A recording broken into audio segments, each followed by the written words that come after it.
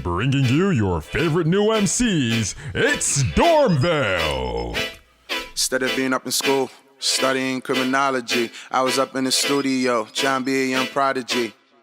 Ay, recipes to prodigy, AMN the new dynasty. Let me click who is hot as we. Niggas saying they stopping Yo, me. what's up, Swear to everybody? God, It's they ain't stopping Dormville. shit. I'm your I'ma host, look like Micah, with my Fable Fred co-host. his Backstage clock Phantom. And we're sitting down today with rapper Ikey. How you doing, man? Hey man, I'm living, man. I'm chilling. Man, y'all so coordinated and everything. Yeah, we try. For those of you who don't know, Ikey straight from DC, bro. Ikey fresh like Nike. You already know what it is, bro.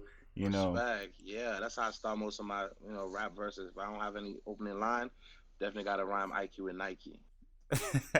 So Yo, what's good though? just like jumping into you as a person. You're from whatchamacallit? Lagos, bro. Nigeria. So like going from Lagos and then moving into like DC and all of that. What was that whole transition period for you like? It was definitely, um, how do I put it? It was definitely, I wouldn't say difficult, but it was definitely like a real like drastic change of culture. You know what I'm saying? DC's a big city. New York's a big city. DC's a big city. New York. I was born in New York as well, so I'm familiar with like big cities. But still, it was very different, man. It took me like a little bit to kind of get used to it, and find the similarities from both cities. Whenever you like came over here from over there, was it like did you immediately try to find like the Nigerian like hub in this like in DC and everything just to like be familiar with like cultural things, or was it just kind of like you found your people wherever you found your people? Nah, I mean the good thing about it, I would say, is that the area kind of has like a strong African community.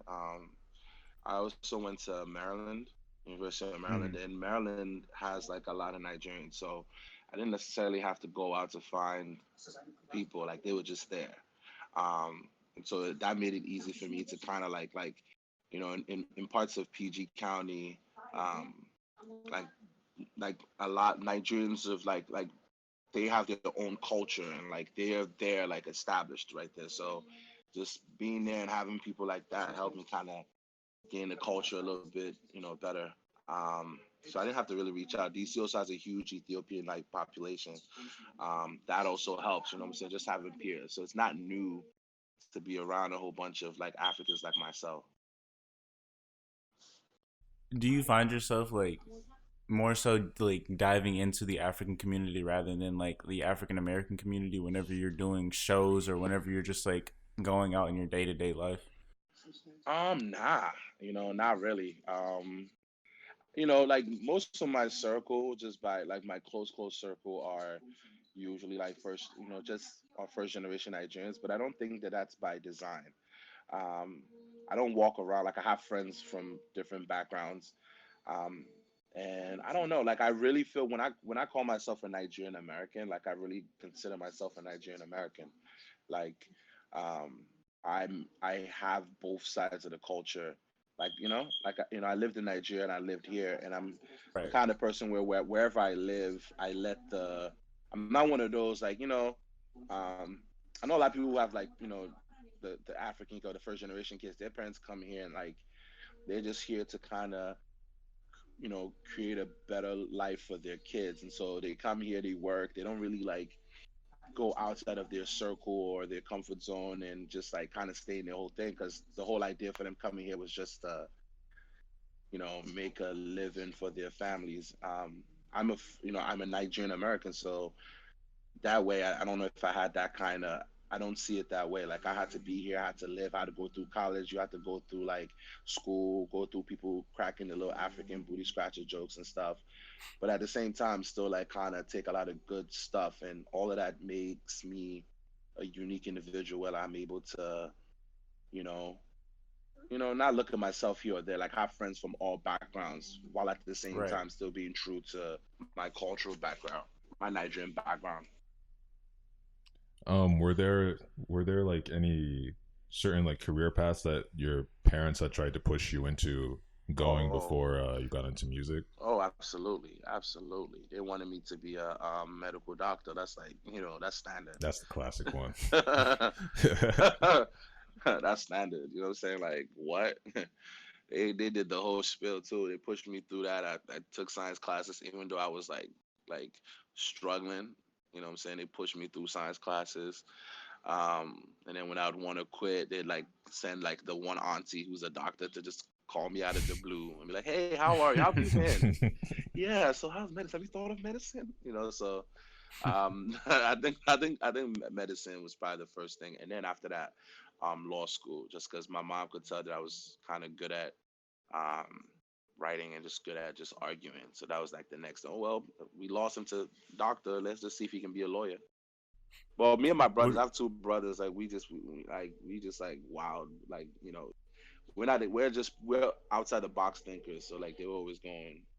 I feel bad for my mom. Like she was always going to struggle to get us to do stuff like that. Like, what did you end up going to school and getting your degree in? I ended up getting my degree in criminal justice and criminology. Um, and that's because so I took a class. So at the time, Maryland has this program where like if you haven't decided your major, you just go into it's called letters and sciences.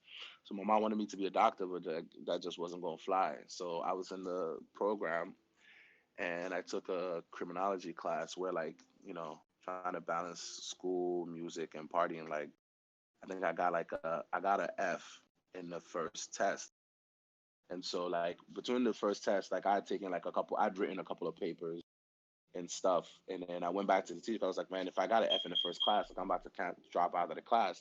I went to the teacher. She was like, oh, now you aced the paper and aced a couple of little tests, and then I wrote the final paper. Long story short, I was able to get my grade up at the end of the semester to a B off of just me being able to like be fire at writing. And then I Nice. remember the TA was just like, "Yo, man, whatever you do, just do something that involves you writing." I said, "Well, shit, I'll just stick to crim." I was like, "I'll just stick to criminology." So that's what I did. Do you want to do anything with criminology, or do you want to just like continue to pursue music as a career in the future? I mean, what can you do with criminology? Like, be a probation officer or something? Um, nah, man. I really want to do music, man. I mean, crim was done just to do law, but that was the only thing I could do at the time because my grades were shitty. So like, crim was also another thing I could do. So maybe law, but not. Really, music is my heart. You know what I'm saying? That's like, you know, I think most people, not knocking people who do 9 to 5s, but when people do 9 to 5s, like I feel like for them to do 9 to 5s over a period of time, they love it. I don't think I'm ever gonna love anything outside of music. So that's really my plan A and plan B. Plan C will probably be something in regards to music. I don't know, but music has just always been my thing. At what point in your life did you decide like hip hop was the like that's the design or that's the sound that you want to go for rather than like going for like more traditional like upbeat tempo like traditionally African music? Um, I don't know. I grew up in a house where like my parents would play like Nigerian music, like Nigerian high Mhm. life, Afrobeat, which is why they play influences in my music. But ever since I could remember, man, I've been the same way my parents would play that on a parallel like level. Like I was also like listening to rap. Like rap was always in the background. I think probably when I was in sometime in high school, I was just like, this is, I would hear like a lot of the Nigerian artists um, kind of rapping too. And I was just like, like this is wow. Because before I would listen to rap. This is living in Nigeria. I'd listen to rap and like to me I was like, oh, that's what the American kids do. Like that's not we Hmm. don't do that. But then I started seeing like a couple of Nigerian artists like kind of rapping. I'm like, whoa. So not now it's I'm like, okay, man, I can do it too. And so I would just write rhyme books and just like write hooks at the time. So I'd say like I don't know at a very little age, like we would listen to like all the records people listen to. Like I remember listening to the Biggie record, birthdays is the worst days. Now we sip champagne with Thursday. Like just saying, okay, I can kind of um, I can kind of recognize the stories and the struggle. and it seemed more similar to what we were going through at the time. So yeah, that's where it came from. Yo, you just referenced Biggie, and then you talk a lot like you have a big influence in so or in the song "Don't Know." Like, Yeah, there's yeah, just like hella Biggie references in the whole yeah, song. yeah, yeah. Um, was that just like one of your biggest? Was he your biggest influence in hip hop? I think he's definitely one of my biggest. I think like from a rap standpoint, my influences kind of going to stages. Like when I first started rapping, like I wanted to like be on some like just at its core, just learning the. I wanted to first learn how to be like a lyricist and just learn the lyrical side of things. I think that's the base. And so when you Mm-hmm. try to go through that from that point of view, Biggie was definitely someone I loved how effortless he would rap. Um, Obviously, like a couple usual suspects, Jay. Um, I love Jadakiss. I love Mos Def.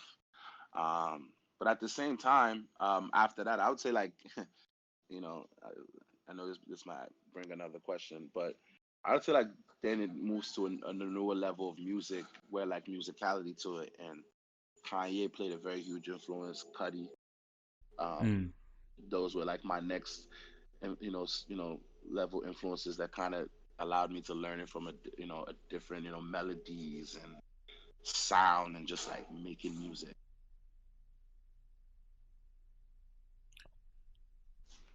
Yo, going off of that, like whenever you were making music, was it like when did you like when was the first time you sat down like in a booth, or like was it you were recording on a phone, or you were recording like on a little tape recorder or something? When was like that first time that you ever heard your voice on a recording? When was the first time I just so it was just like I had just come to the States, man. And my cousin used to rap, and he had like a he's had like a little booth set up in his basement. And so we would just all go in there and just kick it and just chill and just laugh and play around. And then he had like these old like Dipset like instrumentals, and I just went in there and rapped. That joint was so trash. Like, actually, it's funny that you mentioned it because my cousin literally, I think like a year ago, my cousin played it for us, and we were just laughing at how trash we sounded. Like, whew, just like remembering it, like it was so bad. Oh man, but I mean, I don't know. Like, it was just funny. Like we're just goofing around, and then I took it with me. Um, then I recorded a couple years after that, maybe a couple years after that, I recorded in college. Another song that's cool, but it's just not my sound. From there, I took off. I guess kept going. Was there an ever like a point in the like in your career where you hit that like man, I don't know if like I should keep rapping, like maybe I should just like figure out something else, or was like it's rap or it's like nothing else? I mean, every day, man. You know what I'm saying? I'm not even going. I can't really speak for everyone else, but it's every day. I Mm. think artists. I think I think some of the artists I talk to, like we believe like we're the shit. Like we love our art, and sometimes justifiably so. We know our stories more than anyone else.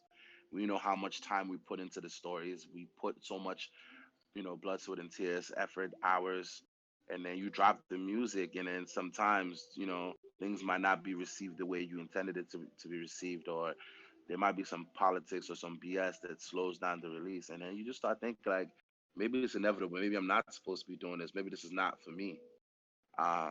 So yeah, it happens every now and then. But the good thing about it also is like with every like you know moment where you feel like I shouldn't be doing this, there are always people that keep you going or keep me going at least. Like, there are always moments where I have times like, man, should I be doing this? And it's almost like around those times you have people who are like, yo, man, this song you did like meant so much to me, or man, you don't know how much this song kept me going, or man, we were on the road trip, we just had your song just bumping that shit. So it comes in ebbs and flows. I would say that me making music for continue to make music is as a result of just like the support and feedback that I get from people who just always just like, nah, keep going, keep going. Nah, you got to keep going. And I'm just like, you know what, got to keep going if it means so much to them, because all I do with my music is tell my life stories, and so for it to connect to somebody else, and for them to like kind of let you know that it's like, all right, nah, we got to keep it going. We can't stop. We got to and for all the support that people have shown, you're like, people have done this, people spending bread on your records, people going out of their way to like make sure that you good. You almost feel like you owe it to them to, Right. to let the world hear what you've been working on to, just for that support so they can be vindicated. So like in a way, what like before you had all the people like supporting you, was there any sort of like intrinsic motivation to like keep going? As in like when you were first learning the craft, how did you deal with that sort of self doubt in the beginning when there weren't any when there wasn't anybody listening to you? Um, I mean, I think that I think it happens in stages. Like, when I was rapping when no one was listening to me, I was just doing it for fun. Like, I knew I loved Mm-hmm. music, and I felt like, I knew I had loved music, and I felt like I could do it. But even me coming from the outside, like coming from say Nigeria and coming in here in this space, like I'm just like, I mean, I know I love music, but maybe my sound or maybe my voice, my accent, maybe that won't be accepted. But then I started doing it, and I realized people actually love it. I found a way to own it to use it to my advantage, own it, and then all of a sudden you're like, okay, this could work. So when I first started, and it was just me, I was just doing it for fun. And then I did an open mic, and I just did it. I did an open mic, and I just went out there and I performed, and everybody was dying laughing. Because I was just goofy. Like I was just like, bruh, I'm just having fun. Like I was performing, I just started like just going off and dancing and just having fun. Yeah. And I had a guy, one of my homies, shout out my homie DJ Tony Drake. He was a sound guy, and like he saved a copy of my performance, sent it to me, and he just gave me tips on like, yo, when you do this, you gotta watch out for this, breath control, do this, do that. I said, okay, cool. Um, so I answer that though, I think like at all times you don't have to have a certain level of stubbornness and like self belief. Like like it's not Right. easy, man. Like making music on your own is not easy. Like, you don't have to have a lot of self. Like before the rest of the world listens to the music, you gonna have to really believe that that shit is fire, and like can nobody see you. And that's just how I feel. Like it's a certain level of like confidence and cockiness. Where it's just like, man, can't nobody see me, and you don't have to tell yourself that at all times over and over again before people can hop on and believe you. You got to see it first. So I Yo, just and then oh, keep it. going off of that, you were talking about like being by yourself. Like a lot of people end up like finding like a DJ or finding like a producer and like finding other cats that rap with them, and it's just like a constant like all of us like in like we stay out in the like Dallas area, and so it's like we started Hmm. talking to a lot of Dallas rappers, and it's Hmm. like Hmm. right now a lot of them are just like talking to each other and go make sure that they support each other. So like in the DC area, is it more of a competitive scene, or is it more of like, all right, we all got to put each other on like as best we can? Um, I don't. I think I think DC is very. I don't think it's like. I'm trying to say how to explain it. I have my circle of people.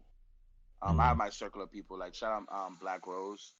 Um, he's definitely the architect of the sound. I record most of my stuff with, and it's almost like a very holistic, experience when we're creating records. It's like we just in the same space creating everything. Like, I'm coming up with lyrics on the fly while he's producing. I'm giving tips on production. He's letting me know if this works or that works. So we work well as a team. Shout out to 30 Below. Um, Shout out to Malcolm Xavier. Like I have a couple of people that I can bounce ideas off of, and like we're kind of a team. Um, I wouldn't say that. I think that there's a certain level of. I don't know. I don't think DC is as unified as we hear from certain other areas. Mm-hmm. Um, I mean, there are different theories as to why that is. I think we all got love for each other, though. At least whenever we're in the same space, I think we have love. I just think that maybe there's not enough spaces for everyone to come together to share that love with each other. But it's almost like always from afar. Um, but I think everyone has love for each other. I wouldn't say it's competitive. It might come off competitive, but I just think it's that there's just no places where people can come together. Whether it's, I know certain spots where they have like recording studios where people can come together, or certain producers or certain A&R type figures on some Gucci shit who can like bring people together, or on some Mike Will made it. Like we don't have those characters or scenes here in DC. So, Mm. but but like there's so many creatives here, like, and it's so diverse. Like you can hop on some trap shit, you can get on some like real creative shit, and if you come to the city, you kind of get it because just DC, Maryland, and Northern Virginia, like these places are so diverse that it's only right that the music is gonna have to be diverse too. Yo, with like the rise of IDK coming out of PG County, like Hmm. has like now that because like, I think it was a couple days ago at this point he posted that he was looking for people to sign to his new label. Like, Hmm. has that started a buzz in the city or like in the county to where people are like, bro, like put me on, put me on, put me on, or is it like everybody else is just kind of like putting in overtime? I to be honest, I haven't been fully aware of that, but um, shout out to Jaddy K, man. You know what I'm saying? Jaddy K's been putting in work for a very long time, so at the end of the day, you can't take away hard work that someone's putting in. He's been putting in work, putting in, a lot of projects over a period of time. Right. But I think it's only right, man. You know what I'm saying? That's kind of what it is. When one person pops, like, and for him to offer that kind of an opportunity, like, you already know there's going to be a lot of people going to, try to hop on that.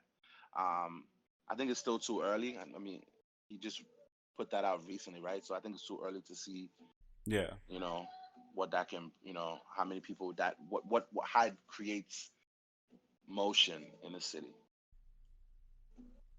And then kind of jumping back a little bit, you were talking about you didn't know how people were gonna receive your accent. I think like Hmm. whenever I first heard you, I was like you can hear it, but it's not like aggressively like worried. I'm like, oh, Yeah. like this man is from somewhere else. I do not know where he is from. It's just like, Yeah. oh Yeah. yeah, like he has an accent and he's lit. Like you can tell that you've lived here for a while. Hmm. But going back, like if you like have you tried to market your music back in Africa to the point where it's like you send it to a cousin and they start playing it and people are like, I don't know, or is it like do you get mad love from out of Africa? Oh nah, man. I get love from I definitely get love from African Nigeria. My first project, Green Card, was um. I mean, now the reason why I'm even making records, like, to be honest with you, the reason why I'm even making records like Don't Know or Billie, my previous single, is because Green Card was actually very African in terms of um the stories I was telling on on that Right. project, and that was by design. Like um I just knew that I came from Nigeria, and autobiographical kind of standpoint. It's like trying to tell experiences that I've lived and looking at it from my point of view. And so obviously the first project, Green Card, that's kind of what it was. That was just kind of like, why do most people leave Nigeria to come to America? Is in search of that green card, and try to kind of use Green Card as a figure of speech to explain um, people, using it as a figure of speech to kind of explain, like, people looking for that ticket to making it. And a lot of the stories, because that's what was fresh in my mind at the time, were Nigerian stories, things that I went through childhood. And um, I made it, and it was dope. Like, I had a lot of first generation kids who understand it. I think a lot of, you know, Nigerians also understood it and kind of felt it. But I also had some people who didn't get it. And, a lot of people who didn't understand it. They're like, I mean, I don't know what he's talking about. Like, when I'm singing like stuff about Olodo, they're like, I mean, I don't know what the fucking Olodo is. So I had to then, but again, like I said, it's both sides. Like, now Yeah. we making records. I don't have to be explicit. Green Card, I tried to be explicit on purpose, letting you know that I'm African. Everything was African, down to some of the song titles, down to Right. everyone who worked on the project. And then now on my new project, and where the singles are coming from, I'm just kind of like, you know what? We're just trying to make hit records. Like, we're just trying to just bust. We're just trying to hit people over the head with records. And at the end of the day, I don't have to scream I'm Nigerian or whatever, but when you hear my voice, you're going to be able to tell. So we're doing it with the vibes, almost like kind of like a Rihanna type thing. Cause Yeah. that's how I look at it. It's like Rihanna's like, I don't think you look at Rihanna and say she's making Caribbean music per se, but when you listen to her, you know that she's from Barbados. Right. So that's kind of the vibes that we were going on. So I don't make. I mean, I'm after we're gonna be playing around. Like I've never really made an Afrobeat record where I can say, you know what, nah, this shit gonna bang. I have a couple of family members, cousins who went back to Nigeria during like the whole, the beginning of the Afrobeat, like kind of like wave right before it just started to hit the states and the Mm-hmm. world. Um, I've never really made Afro pop records per se. I'm still in my middle pocket, but shit, we might surprise people, man. I'm about to start giving this, I'm about to start giving people waves, man. I don't want no one to know how I'm coming. Right. That's my whole thing with music. I just don't want you to know how I'm coming. Like I've done the super lyrical, spiritual shit. Like, you know what I'm saying? Then I've killed you with the melodies, but then on some like pop shit with Kinky or R&B, like I think it might be time to give him some Afrobeat, man.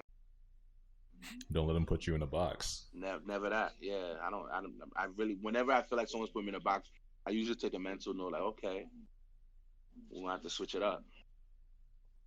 I feel like the way that Green Card was presented, like personally, like I like African American, just like straight out, like no one in my family knows where in Africa we're from. It's just Mm-hmm. like basic American story, like slaves. Then you went to like whatever, and now we're here. But it go like for me, I was like, yeah, I didn't understand all the stories, but I was like, bro, this is gonna be the biggest reference track for like not reference, but just like biggest thing that three, 4 albums down the line, somebody go back and they listen to it and they're like, oh, like you know what I'm saying? Like have one of them big old like, oh, that's what he means. That's where he's coming from. That like this is what makes sense type shit. Man, and that, I'm glad you said that, but that's the plan. You know what I'm saying? That's the plan. I'm gonna tell y'all this, man. I'm gonna tell y'all this story, man. You know what I'm saying? Since we're talking, like, so like years ago, I did a freestyle called Green Card Freestyle. Mm-hmm. I was on my lyrical spiritual stuff. That was the whole thing I was on then, and like it kind of got a little bit of buzz. I mean, buzz is subjective, but like I was able to get into a phone call, a conference call with some A&Rs from like one of the big labels, and the conversation was cool. They were interested, but like time they didn't know like what is your sound? Like who are you? What is, you know what I'm saying? That's kind of the conversation. It was like we know you can spit, but like who are you? What's your sound? Right. And it made me go back and do like have a conversation and like just go in and just try to figure out who I was. And that's where Green Card came from. And I remember when I was doing Green Card, I had some people who were telling me that making that kind of a record, being that I think the easiest thing to do would have been to go in on some like lyrical shit. That's that clickbait. Like I can just hop on some 90s beat and Right. just spit. Like it's just the formula is easy. You know what I'm saying? Like, I could have done that. But I just felt like I wanted to do something new and I wanted to do something true to me. Like, you know, I'm I like I said, I have a diverse background, and I just felt like my music had to reflect that. Like I had to be able to, and diverse on different levels. Like diverse, obviously, where like I'm a Nigerian American, but also like I'm a student of melody and making like music where we're singing and we're using melody to spread messages or send emotions as opposed to just Mm-hmm. lyrics. And so Green Card was where we came from, and when we even created Green Card, we almost were like, "Dot, we're not listening to what's hot right now. We're gonna go back and just listen to old records and specific records and just create stuff." And it's still something I'm proud of because I feel like that record explains like you said, when we made it, we knew that it didn't follow a lot of things, a lot of trends. It was very elusive. That's what we called it. But we knew that that was the best starting point. And then from there, like, no matter what kind of records I make, you can trace it back to that as the DNA or the base. Like, I can do whatever because of that project. You know what I'm saying? Because I don't want to be pigeonholed in one place. And I think that that project allows me where you understand, now I can make Don't Know, I can make Billie, and I don't have to prove that I'm Nigerian. I feel like some people have to prove they're Africans. I don't have to do that. You can go back to Green Card. You know what I'm saying? I don't have to prove that if you hear me on some Don't Know shit or Billie and you feel like it's too trappy or too whatever, I just, I don't have to prove nothing to you. Like, you can go back there and you can listen to me spit, you can listen to me make melodies, you can listen to whatever you want. Like, I can give you vibes. And I think like being diverse and out of the box, that the creating that project and just that project itself, I think shows that diverse side and has given me the ability to be able to do whatever I want. Yo, that's actually like smart that you were able to think that far ahead because like you said, I think most people would have definitely went for the easy formula, you know, do the rapidy rapid, get the clickbait, and like go for the short term stuff. But then they get boxed in. Yeah, I think it's like amazing that you decide that on your own that you decided that you were going to go against that trend and like you know create something that identifies you so that way you can do whatever you want later on. Was appreciate it. that yeah, was that something like I don't know, like where was there somebody who like guided you in sort in that kind of like direction of thinking or were you always just like that? Nah, I mean, I've always been an outside the box thinker. From a musical standpoint, I mean, I'm gonna be honest. Like when we did that, I'm gonna be really honest with you. Like when we did that, we was like, man, this shit gonna hit. You know, so I don't think we realized how risky it was. We realized how risky it was. It might not have been that risky, but we were just kind of like, man, this shit gonna hit. What? Man, they're not ready. We didn't realize it was gonna take so long to. I mean, now I think Afro beat is kind of a thing. I don't think we realized it was gonna take that long. My thinking always is, I'm always trying to think of, I'm always trying to like kind of find the next big thing. Like that's Mm, always my mind. Like I'm always like, yo, I want to beat, but you never want to like find the next big thing. You don't want to be too elusive or too ahead of the game. That's how Right. you. That's how like. That's how you become like a rapper's rapper or a rapper's artist, where it's like the artists know who you are and they'll probably borrow from you or quote unquote steal from you, but then you're not really gonna reap from it because I don't know. You just want to Right. be. You want to make sure that you do it right on time, where you're able to do it in a way where everyone's able to um, catch you. So I didn't think it was gonna pop like that. But in terms of doing it, I was, most of the people who worked on that project we were all like first generation kids. Like Black Rose is a Cameroonian American. Shout out to my homie Prodigy, who also did a lot of production. He's Ghanaian. Um, 30 Below, who's my cousin, so he's Nigerian. It was just a group of us, like just cool people who, who have lived the experiences that I'm living. So we're not gonna come at it on some corny shit. You know what I'm saying? Because that's another thing too, is that sometimes like people don't know how to capture the wave that way. They start being corny with it. Right. So that's how it was from a standpoint. But I don't know. I've always been like that since Nigeria, since I was in Nigeria. But I really feel like it's just based on my background. Like I've lived in two different places, went back to back, and in those two different places, like I was, I think when you're someone who's lived as long in places as I've lived outside the states and in the states, it's like you automatically become an outside the box thinker. And that's who you are. You're an outsider most of the time. So I think that's my answer. Yeah, I was about to say something. I drew a blank. Damn, bro.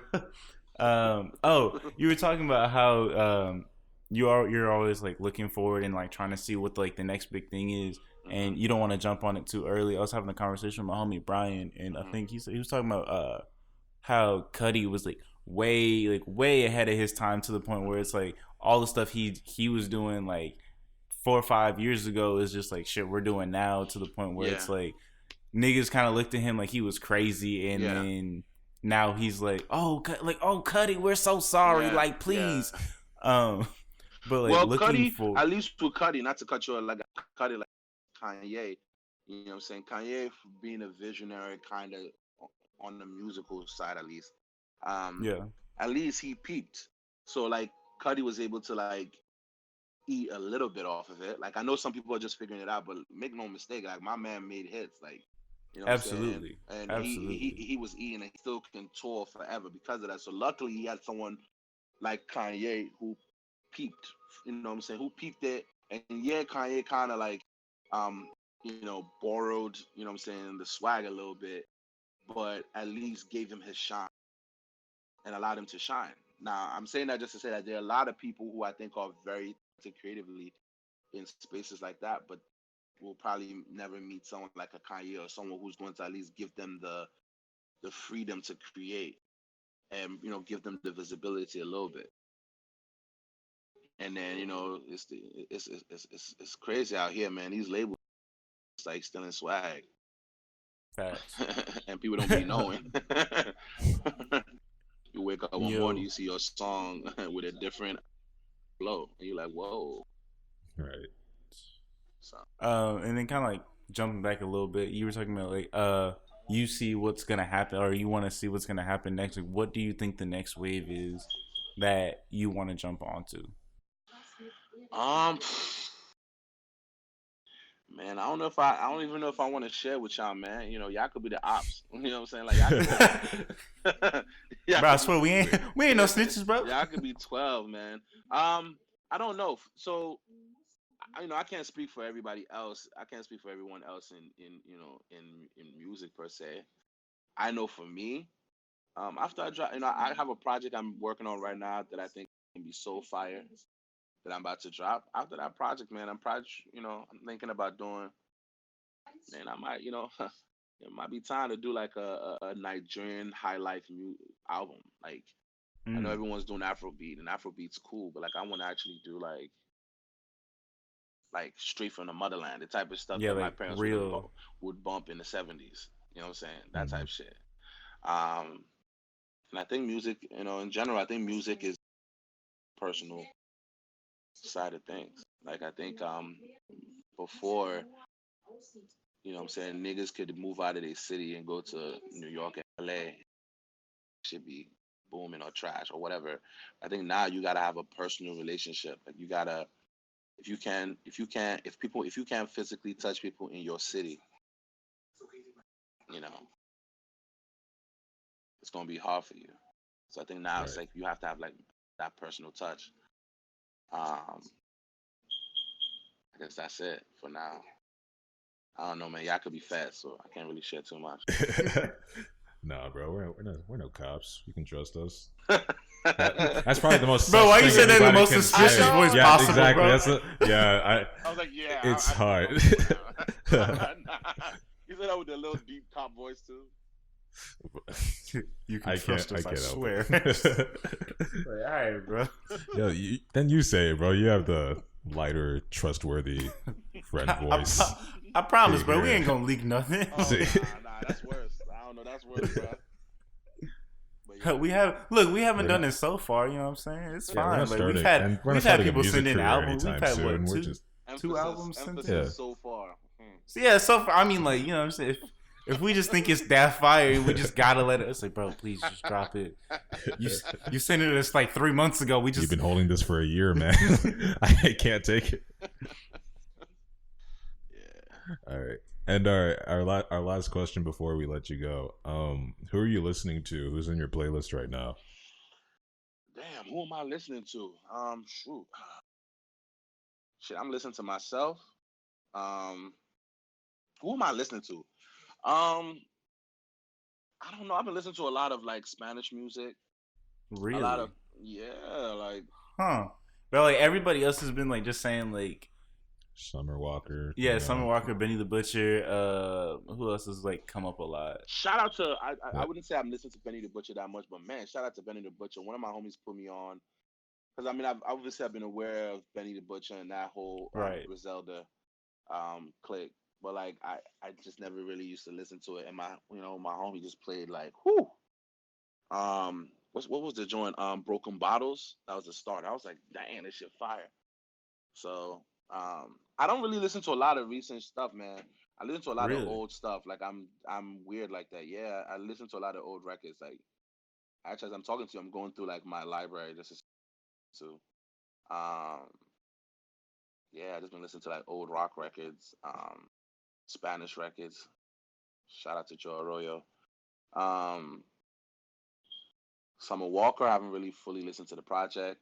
Shout out to Tory Lanez though. I listened to the project just because I don't know that nostalgic feel. But yeah, I know that I don't know if that's the answer y'all were looking for. Bro, honestly, no, that's perfectly fine. Yeah. Like, honestly, everybody's been like just like come on here and then they just like went through their playlist and just like started listing off names, but like no one's come with like that was I don't know. This is the most diverse answer Yeah, this we've had is this it's season. first time we've heard Spanish records for sure. Yeah, this is a Like Spanish in record. Spanish. Nah, but you know, Okay. this again, this is me being weird.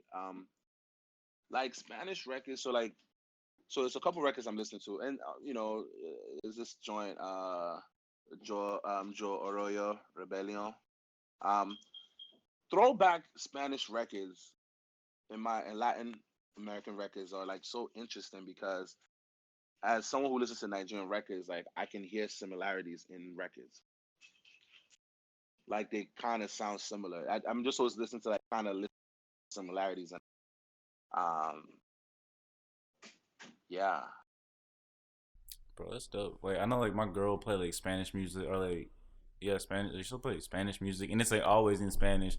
I don't know what's going on, but I'm like, bro, this shit's fire as hell. Yeah, and we'll like be them like should be hitting, right? cooking. We'll be like making dinner together, and I'll be like, damn, bro, I don't know what the fuck this nigga's saying, but he really going off right now, and I appreciate it, bro. Yeah, nah. So I'm looking at my recently played library just to tell you like some of the records that I'm listening to are records I've already listened to before. I mean, shout out to the baby. I fuck with the Bop record and you know, that album I'm playing that, but most of my records are throwbacks. Like yeah, like most of my records are throwbacks. SZA, Control album, Party Next Door, Maggie Rogers. Shout out to her, she's lit. Project Pat. I guess NBA Youngboy, AI Youngboy too. Kilo Kish, FKA Twigs, Georgia Smith, aka Bay. So Always. so you know, like yeah, I don't know, man. I gotta listen to all this stuff to get my inspirations, you know, when I come into the rap space. I be focused so much on rap so much that sometimes it's like my brain is overloaded that I need to like unplug, listen to other stuff that's easy going. I feel that. Yeah. Well, let the people know where they can find the music and where they can find you on social media, bro. Hey man, if I'm not at your local carryout, you know what I'm saying, punishing some 3-piece with the mumbo sauce, you could definitely find me on IG, Ikey So Dope, IKEY SODOPE. I'm on Twitter, barely. I mean, you can go there, but you might not see me talking too much. IKEDAKID, Ike the Kid. You can find my music on IkeTheKid.com, IKEDAKID.com. You can find all my links on my music. You might see me pulling off the moonwalk, hanging with some goats, but it's all good. You're welcome. Yeah, we appreciate you for coming on, bro. Much love. Always, my man, niggas always, running man. down the north side, Always. coming from the city where they pulling out the 4-5. Living low key, but the kush got me so high. I'm the truth, I am never telling no lies. Crazy ass nigga, yeah, they calling me crazy. Wrong work, but this bitch is calling me baby. Got a bad bitch, and I swear she amazing. I'm riding shotgun in my nigga Marcos Mercedes. Yeah, I'm here with my niggas, throwing parties in villas. Going hard, swear to God, ain't no one do it bigger. Yeah, me, my niggas got gang like I work for EA. Outcast, only thing missing is 3K.